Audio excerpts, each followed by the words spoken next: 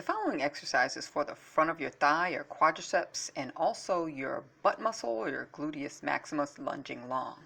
But it also works on something called your kinetic chain. And your kinetic chain is really just about how well all of your joints function together. So if they don't function together well, you may have problems with your headache, shoulders, your hips, knees, and ankle.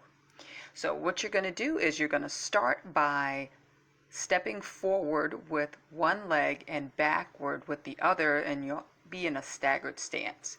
Raise your arms up above head to work on the kinetic chain.